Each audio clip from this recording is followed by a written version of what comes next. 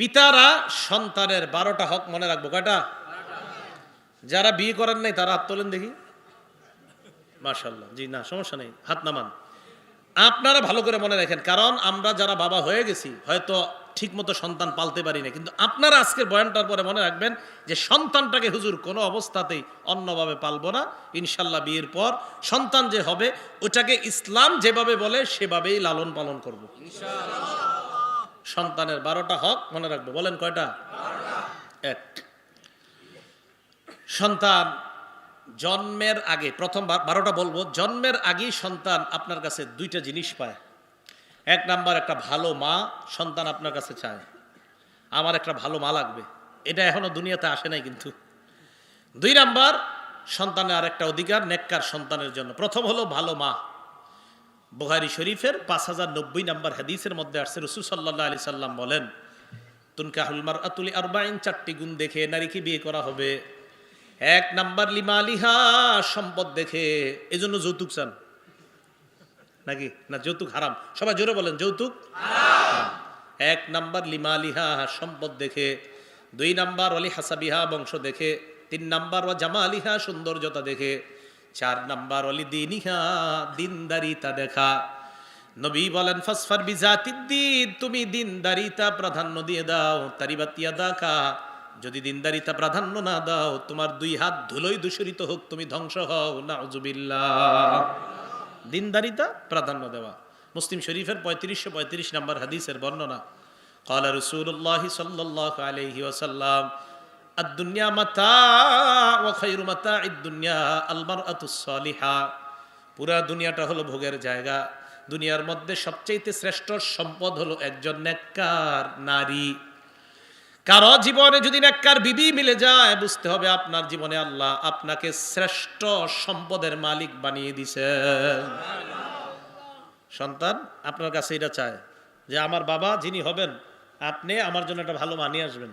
এটা জন্মের আগে। 2, আপনি পবিত্র সম্পর্ক স্থাপনের মাধ্যমে যে সন্তান কামনা করবেন, তখন একটা দোয়া পড়তে হবে আপনার। সহিহ বুখারীর বর্ণনা, রাসূল সাল্লাল্লাহু আলাইহি সাল্লাম বলেন, তোমাদের কেউ যখন তার বিবির কাছে আসবে তখন পড়বে বিসমিল্লাহি আল্লাহুম্মা জান্নিবনাশ শাইতান। বিসমিল্লাহটা তো মনে রাখতে পারবেন, এরপরে আরবিটা মনে রাখতে পারলে ভালো, না পারলে বাংলাটা। আল্লাহুম্মা জান্নিবনাশ শাইতান, আল্লাহ তুমি আমাদের থেকে শয়তানকে দূরে রাখো, আমাদেরকে শয়তান থেকে দূরে রাখো। ওয়া জান্নিবিশ শাইতান মা রাযাকতানা, আমাদেরকে যেই সন্তান দিবা ওই সন্তান থেকেও শয়তানকে তুমি দূরে রাখো। ফাকুদিয়া বাইনাহুমা ওয়ালাদ। এই দোয়া করার পর তাদের পবিত্র সম্পর্ক স্থাপনের পর যদি সন্তানের ফয়সালা হয়ে যায়, লাম ইয়াদুররুহু শাইতান, কোন বর্ণনায় লাম ইয়াদুররুহু শাইউন, এই সন্তানকে শয়তান কোনো ক্ষতি করতে পারবে না। এইটা হলো বিয়ের আগে, মানে জন্মের আগে। এবার জন্মের পরে সন্তানের 12টা অধিকার আপনার কাছে পায়। বলেন কয়টা অধিকার? 1 নাম্বার, প্রথম অধিকার, সন্তান জন্মের পরে ফেসবুকে একটা ছবি তুলেই আপলোড করবেন আসার আগে দুনিয়াতে। এটা প্রথম অধিকার। এটা এখনো বাইরে, মানে আসতেছে না এখনো, ওই আপনার ওই রুমে রয়েছে এখনো, যে রুমে আপনার বাচ্চাটা হয়েছে ওখান থেকে আসার আগে দেখাও যাইতেছে যে মা ছেলে সাথে পাশে আছে। ওই মায়েরও যে এখনো পরিষ্কার করা হয়নি দেখেও বোঝা যাচ্ছে, ছবি দিয়ে দিছে ফেসবুকে। এটা হলো প্রথম অধিকার। এটাই তো করতেছে সবাই। এই অধিকার ম্যাক্সিমাম লোক এই অধিকারটা পালন করতেছে। নষ্ট করে দিয়েন না, সন্তানের জীবনগুলা নষ্ট করে দিয়েন না। 1 নাম্বার, কানে আজান দিবেন। বলেন কি দিবেন? আজান। প্রথম কাজ। ছেলে হলে আজান দিবেন, মেয়ে হলে কাউরে জানাইবেন না কথাটা, নাকি? ছেলে হলো আজান, মেয়ে হলে আজান। মেয়ে হলে চেহারা কালো হয় অনেকের, হয় কোরআনে বলছে আল্লাহ, আপনি না বললেও হয়। সূরা নাহলের 58 নম্বর আয়াতে আল্লাহ বলছেন, ওইজা বুশশিরা আহাদুহুম বিল উনসা যাল্লা ওয়াজহুহু মুসওয়াদ্দা হুয়া কাযিম। কিছু মানুষকে কন্যা সন্তানের সুসংবাদ দিলে চেহারাটা কালো হয়ে যায়, কপালটা কুঁচকায়, না ভাল লাগে না, পছন্দ হয়নি। তাহলে ছেলে হলো আজান, মেয়ে হলো আজান, প্রথম কাজ। দলিল আবু দাউদ শরীফের 5105 নম্বর হাদিস। উবাইদুল্লাহ ইবনে আবি রাফি' থেকে বর্ণনা, তিনি বলেন, রাআইতু রাসূলুল্লাহ সাল্লাল্লাহু আলাইহি ওয়াসাল্লাম আয-জানা ফি উযুনিল হাসান ইবনে আলী ইবনে আবি তালিব রাদিয়াল্লাহু তাআলা আন হিনা ওয়ালাদাতহু ফাতিমা বিস-সালাত। ওবাইদুল্লাহ ইবনে আবি রাফি বলেন, আমি আল্লাহর নবীকে দেখলাম, হাসান রাদিয়াল্লাহু তাআলা আন যেদিন জন্মগ্রহণ করলেন, নামাজের আজানের মতো আল্লাহর নবীকে আমি দেখলাম, নামাজে যেই আজান দেওয়া হয় অবিকল ওই আজান নবী হাসানের কানের মধ্যে দিলেন। নবীজি আজান দিস, নবীজি। তাহলে প্রথম অধিকার আজান, এই আজানটা ওর কানে, প্রথমে আল্লাহ শব্দটা ওর কানে দিবেন, আল্লাহ কবুল করেন। দুই নাম্বার তাহনিক করানো। বলেন কি করানো? তাহনিকটা আগে বুঝেন, পরে দলিল দিচ্ছি। একজন আল্লাহওয়ালার কাছে নিয়ে যাবেন, বর্তমানে তো নিয়ে যাওয়া যদি কষ্টকর হয়, যদি কোনো আল্লাহওয়ালা রাজি হয় তো আল্লাহওয়ালাকে নিয়ে গেলেন দাওয়াত দিয়ে, বাকি না নিয়ে আপনি ওনার কাছে নিয়ে যাওয়াই ভালো। অথবা এমন জায়গায় যেন আপনার সন্তান হয়, আশেপাশে মসজিদ আছে, কোনো আলেম আছে ভালো, ওনার কাছে আপনি নিয়ে যাবেন। বাচ্চাটাকে নেওয়ার পরে উনি একটা খেজুর চাবাবে, চাবানোর পর প্রথমে থুতু বাচ্চার মুখে দিবে, এরপর খেজুর চাবানো যে খেজুরটা, এখানে সামান্য অংশ বাচ্চার মুখের ভিতরে এই তালুর মধ্যে হালকা লাগায় দিবে। এটাকে বলা হয় তাহনিক। বুখারী শরীফের 3909 নম্বর হাদিস। আসমা বিনতে আবু বকর রাদিয়াল্লাহু তাআলা আনহুমা, মানে আবু বকর সিদ্দিক রাদিয়াল্লাহু তাআলা আনহুর কন্যা আসমা, তিনি বলেন, আন্নাহা হামালাত বি আব্দুল্লাহ ইবনে জুবাইর রাদিয়াল্লাহু তাআলা আন, আসমা রাদিয়াল্লাহু তাআলা আনহার পেটে যখন আব্দুল্লাহ ইবনে জুবাইর রাদিয়াল্লাহু তাআলা আন, আব্দুল্লাহ ইবনে জুবাইর হলেন একজন ঐতিহাসিক সন্তান। কি সন্তান? উনি ঐতিহাসিক, ঐতিহাসিক হওয়ার কারণ আছে ওনার।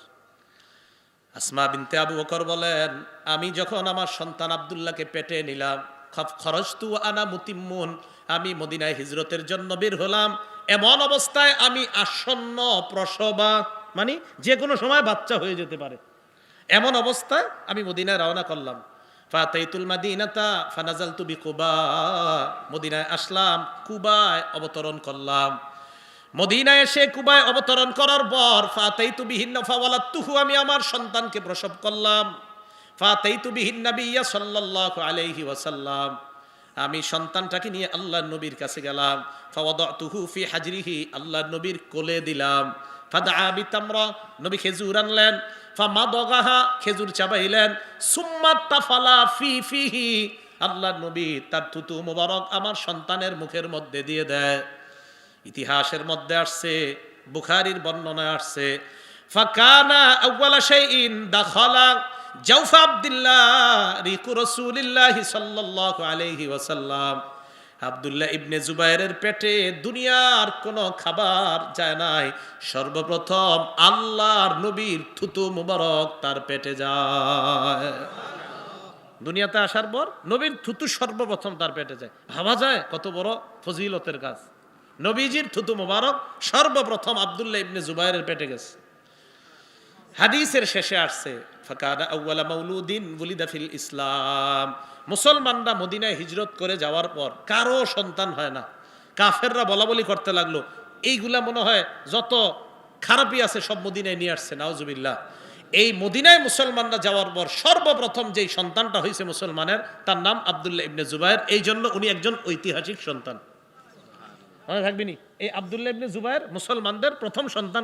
কখন? মদিনায় যাওয়ার পর। তাহলে 2 নাম্বার তাহনিক করা। তাহনিকটা মনে থাকবে সবার।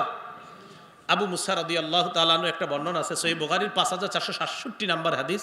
তিনি বলেন, বুলিদালি ওয়ালাদুন, আমার একটা সন্তান হয়েছে, ছেলে হয়েছে। ছেলে হওয়ার পর আমি আল্লাহ নবীর কাছে নিয়ে গেলাম। নেওয়ার পর আল্লাহ নবী তাকে তাহনিক করাইলেন। সাম্মাহু ইব্রাহিম, তার নাম ইব্রাহিম রাখলেন। এই হাদিস থেকেও বোঝা যায় আল্লাহ নবী তাহনিক করাইলেন। তাহনিক মানে খেজুর চাবাবে, চাবানোর পর প্রথমে থুতু দিবে, দেওয়ার পর এরপর চাবানো খেজুরের সামান্য অংশ দাঁতের মাড়ির মধ্যে লাগায় দিবে, মুখের মাড়িতে। তো 2 নাম্বার তাহনিক করা। 3 নাম্বার, আমরা যারা নবজাতককে দেখতে যাব, ফেসবুকে ছবি টুবি না তুইলা আমরা তার জন্য বরকতের দোয়া করব। বলেন কিসের দোয়া? মনে রাখবেন, প্রত্যেকটা নবজাতক দুনিয়াতে আসার পর তারে যারা আমরা দেখতে যাই, সে আমাদের কাছে পাওনা। ও দুনিয়ার মানুষ, তোমরা আমাকে যারা দেখতে আসছো আমার জন্য বরকতের দোয়া করো, এটা ওই নবজাতক আমাদের কাছে পাওনা। দলিল আবু দাউদ শরীফের 5106 নম্বর হাদিস।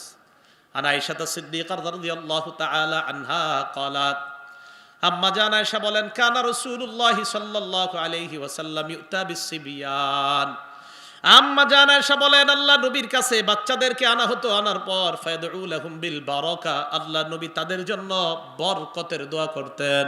কিসের দোয়া?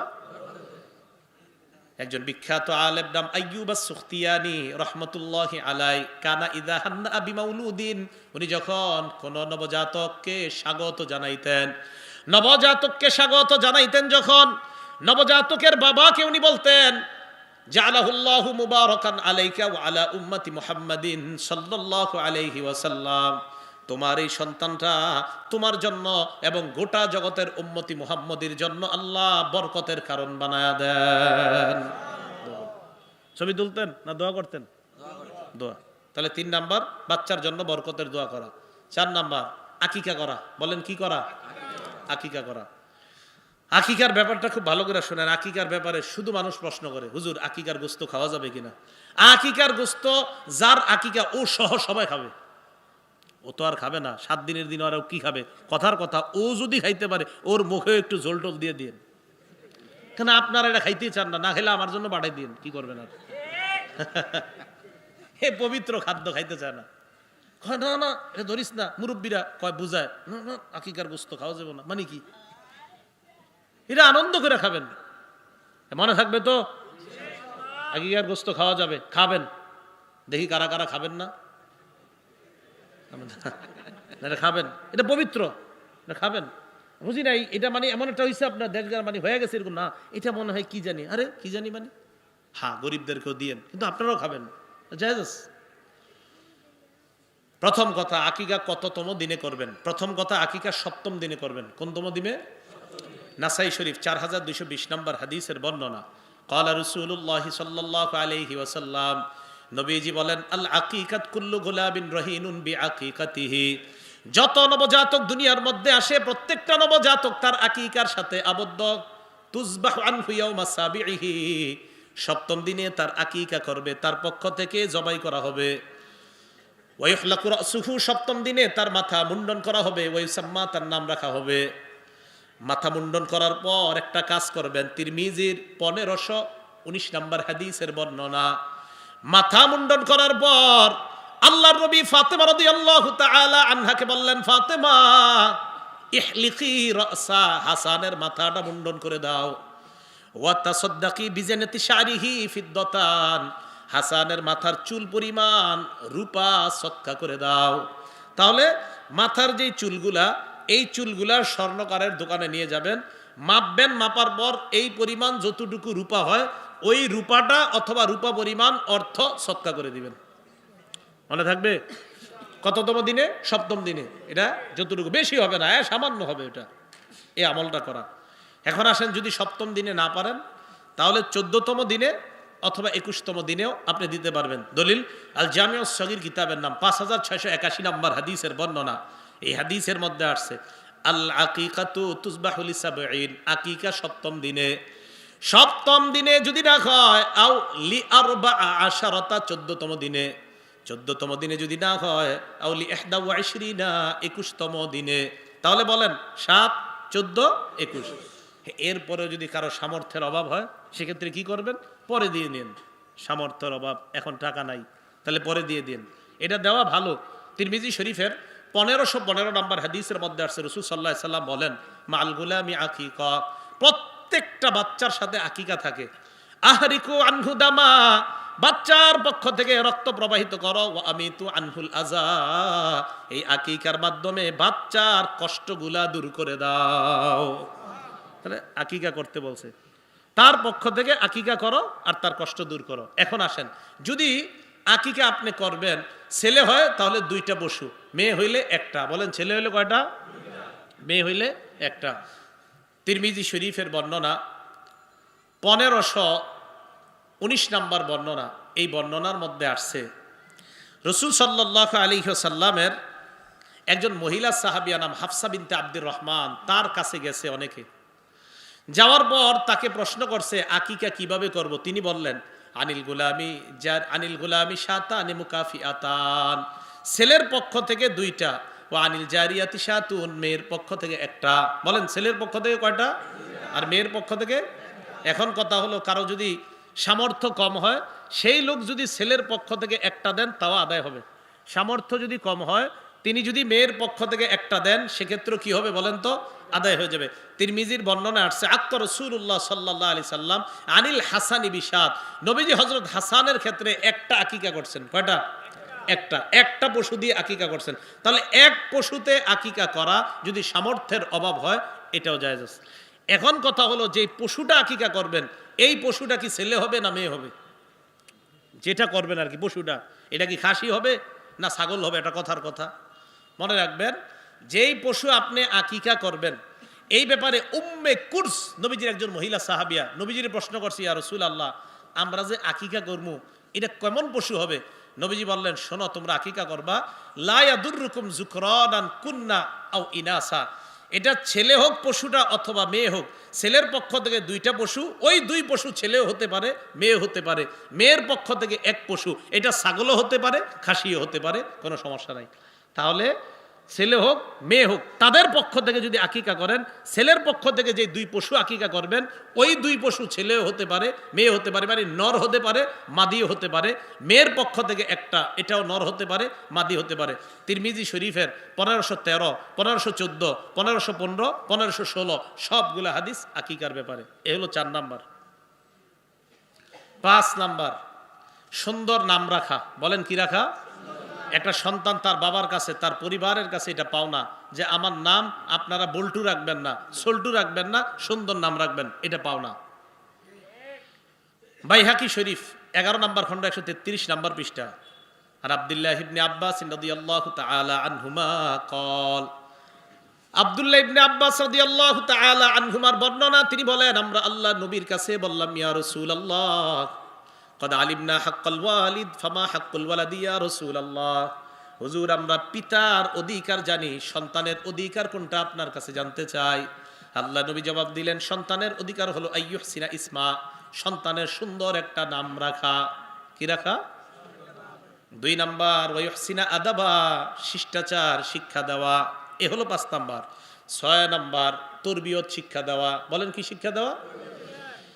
সবচাইতে শ্রেষ্ঠ তরবিয়তের নাম নামাজ। বলেন সবচেয়ে শ্রেষ্ঠ তরবিয়তের নাম কি? আবু দাউদ শরীফ হাদিস নাম্বার 495 নাম্বার হাদিস। ক্বালা রাসূলুল্লাহ সাল্লাল্লাহু আলাইহি ওয়াসাল্লাম, নবীজি বলেন, মুরু আওলাদাকুম বিসসালাত ওয়া হুম আবনাউ সাবঈ সিনিনা, সন্তানের বয়স যখন 7 হবে তখন থেকেই সন্তানকে নামাজের আদেশ করবা। ওয়াদরিবুহুম আলাইহা ওয়া হুম আবনাউ 10 সিনিন, বয়স যখন 10 হবে তখন সন্তানকে প্রয়োজনে মৃদু আঘাত করবা। 7 বছর বয়সে নামাজের হুকুম, 10 বছর বয়সে প্রয়োজনে হালকা আঘাত। ওয়াফাররিকু বাইনাহুম ফিল মাদাজি'i, আর তাদের বিছানাগুলো আলাদা করে দিবা। এই কথাটা গুরুত্ব দিবেন, সন্তানদের বিছানা আলাদা করবেন। আবু দাউদ শরীফের 4018 নম্বর হাদিসের বর্ণনা। এই হাদিসের মধ্যে আছে, রাসূল সাল্লাল্লাহু আলাইহি সাল্লাম বলেন, লা ইয়ানজুরুর রাজুলু ইলা উরিয়াতির রাজুল, কোন পুরুষ যেন অন্য কোন পুরুষের লজ্জাস্থান না তাকায়। ওয়ালাল মারআতু ইলা উরিয়াতিল মারআ, কোন নারী যেন অন্য কোন নারীর লজ্জাস্থানের দিকে না তাকায়। এরপর আল্লাহ নবী বলেন, ওয়ালা ইফদির রাজুলু ইলার রাজুলি ফি সাওবিন ওয়াহিদিন, এক পুরুষ যেন অন্য কোন পুরুষের সাথে এক কাঁথা, এক কম্বল, এক লেপের নিচে না ঘুমায়। 2 পুরুষ এক কাঁথা, এক কম্বল, এক লেপের নিচে ঘুমাবে না। ওয়ালাল মারআতু ইলাল মারআতি ফি সাওবিন ওয়াহিদিন, 2 নারী এক কাঁথা, এক কম্বল, এক লেপের নিচে ঘুমাবে না। শোনেন, আপনাদের বাসায় যাদের সামর্থ্য আছে, সন্তান 2টার বিছানা আলাদা করে দেন। সামর্থ্য নাই, তাহলে একই বিছানার মধ্যে যদি রাখেন, মাঝে কোলবালিশ দেন, কাঁথা, কম্বল, লেপ এগুলো আলাদা দেন। যে কথাটা বলছেন, এই অনুযায়ী যদি সন্তানকে বড় করা যায়, আশা করা যায় সন্তান সভ্য সন্তান হিসাবে গড়ে উঠবে। 7 নাম্বার, সন্তানকে সুশিক্ষায় শিক্ষিত করা। বিসমিল্লাহ। সন্তানকে কি করা? সুশিক্ষায় শিক্ষিত করা। সুশিক্ষায় শিক্ষার মধ্যে 1 নাম্বার শিক্ষা হলো তাওহীদ শিক্ষা দেওয়া। বলেন কি শিক্ষা দেওয়া? তাওহীদ মানে আল্লাহর একত্ববাদ শিক্ষা দেওয়া। তিরমিজি শরীফের 2516 নাম্বার হাদিসের বর্ণনা। আব্দুল্লাহ ইবনে আব্বাস রাদিয়াল্লাহু তাআলা আনহুমাকে নবীজি বলেন, ইয়া গুলাম উআল্লিমুকা কালিমাত, হে বালক, আমি তোমাকে কিছু বাক্য শিখিয়ে দেই, এইগুলা তুমি মনে রাখবা। ইহফাজিল্লাহ ইয়াহফাজকা, আল্লাহকে তুমি স্মরণ করবা, সব সময় আল্লাহর বিধানগুলা হেফাজত করবা। ইয়াহফাজকা, আল্লাহ তোমাকে হেফাজত করবেন।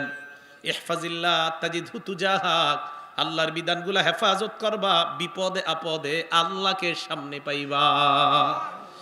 এরপর নবীজি বলেন, শোনো, লাউ আন্নাল উম্মাতা ইজতামাআত আলা আইয়ানফাউকা বিশাইইন লাম ইয়ানফাউকা ইল্লা ক্বাদ কাতাবাহুল্লাহু লাক, সারা দুনিয়ার সবাই যদি তোমার উপকার করতে চায় ততটুকুই উপকার করতে পারবে যতটুক আল্লাহ তোমার জন্য লিখে রাখছেন।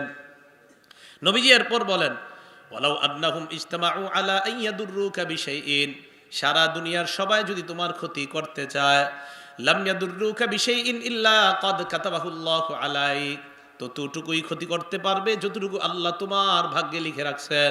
ছোটবেলা থেকে এই শিক্ষায় বাচ্চাকে বড় করে তোলা, সারা দুনিয়ার সবাই তোমার ততটুকু ক্ষতি করতে পারবে যতটুকু আল্লাহ চান, এর চেয়ে বেশি পারবে না।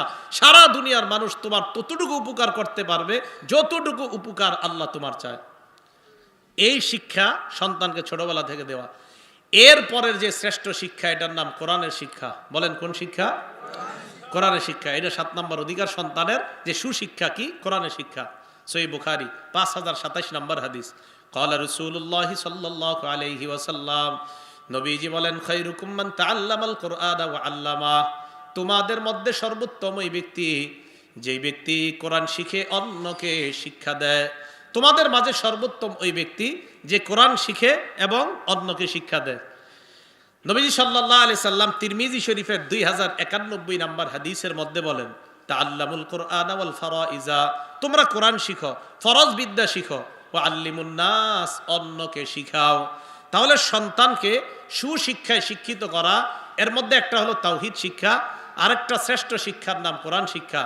আপনার সন্তান ডাক্তারি বিদ্যা আর যা শিখুক না কেন, মাথায় রাখবেন যে আমার সন্তানের প্রথম শিক্ষা হবে কোরআনের শিক্ষা। বলেন প্রথম শিক্ষা কি শিক্ষা?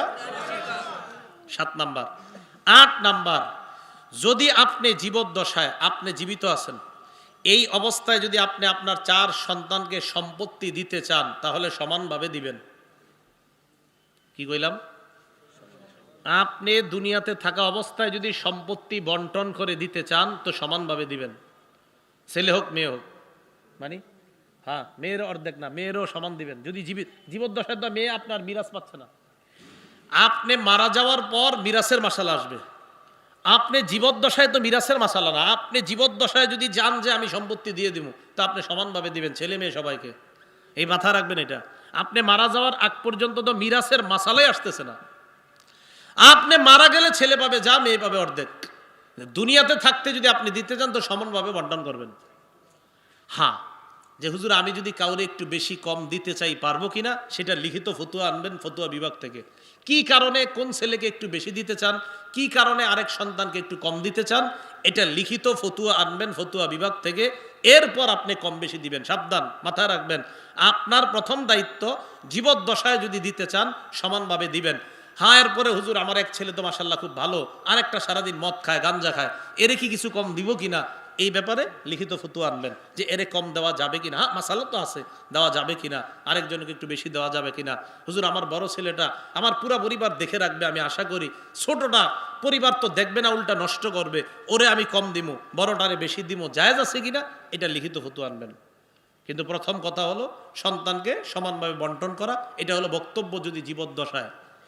মুসলিম শরীফের 1623 নম্বর হাদিস। নু'মান রাদিয়াল্লাহু তাআলা আন, ওনার আব্বার নাম বশির। বলেন কি নাম? এই বশির রাদিয়াল্লাহু তাআলা আন ওনার ছেলে নোমানকে আল্লাহ রাসূলের কাছে নিয়ে গেলেন।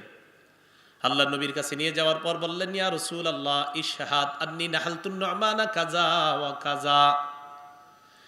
নবীজির কাছে গেলেন, যাওয়ার পর বললেন, ইয়া রাসূলুল্লাহ আমি আমার সন্তান নোমানকে এই এই সম্পদটা দেই, আপনি সাক্ষী থাকেন আমি আমার সন্তানকে এই এই সম্পদ দিব।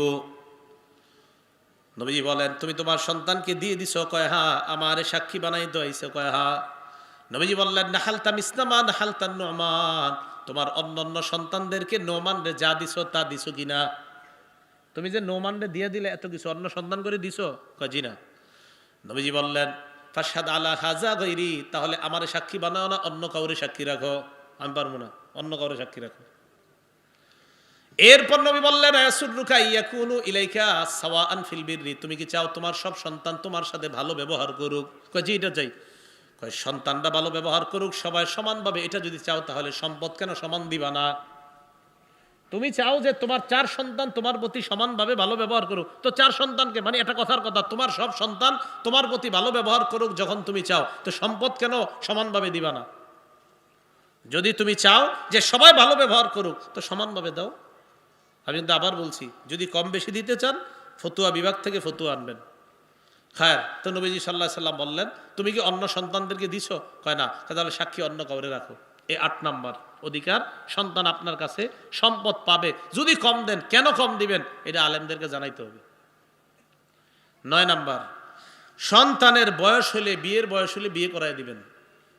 বিয়ের বয়স হলে, হ্যাঁ, মুসনাদে আহমদের বর্ণনা, যদি বয়স হওয়ার পরেও বিয়ে না করান, নবীজি সাল্লাল্লাহু আলাইহি সাল্লাম বলেন সন্তান হইলে সুন্দর নাম রাখবা, ফাইদা বালাগা ফালইউজাউইজহু, বালেগ হইলে বিয়ে করায় দাও।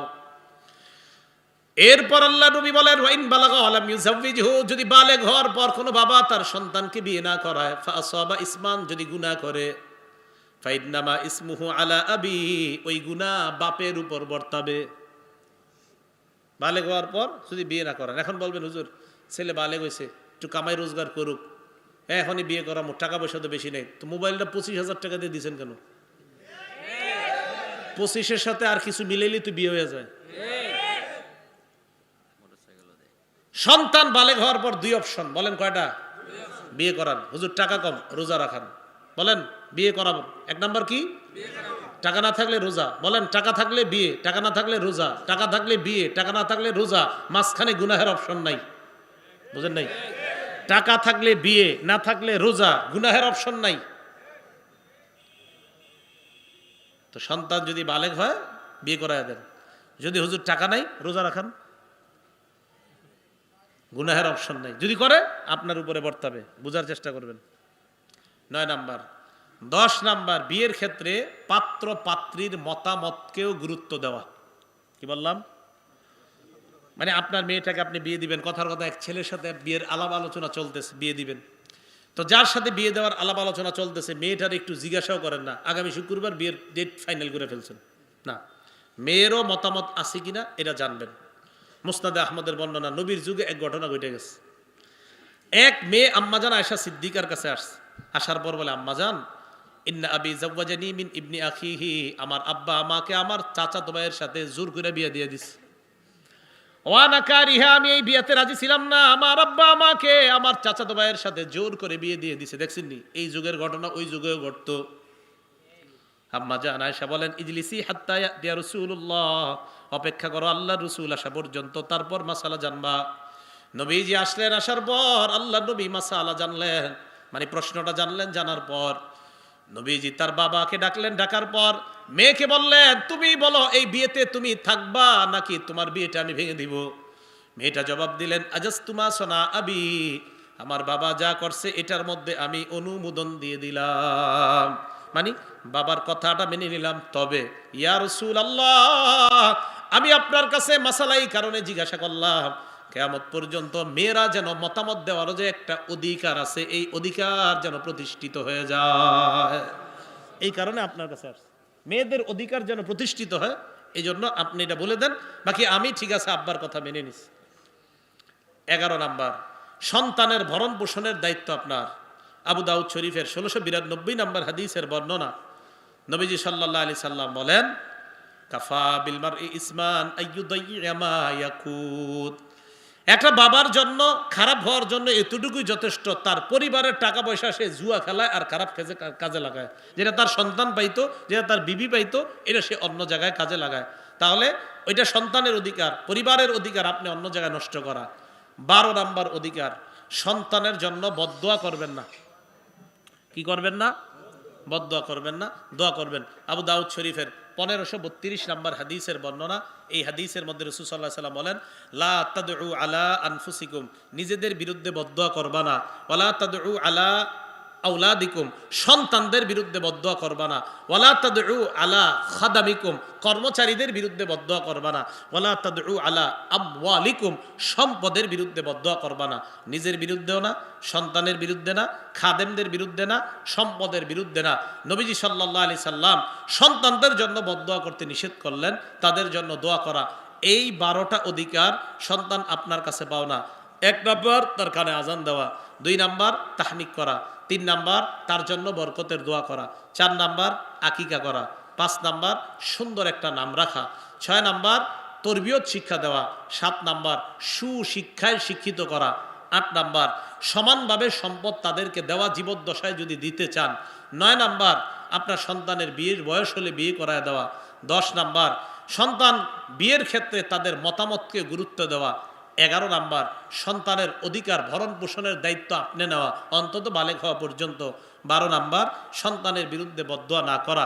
সন্তান যারা আছি আমরা পিতামাতার অধিকারগুলো আদায় করব, পিতামাতা যারা আছি আমরা সন্তানের অধিকারগুলো আমরা আদায় করব।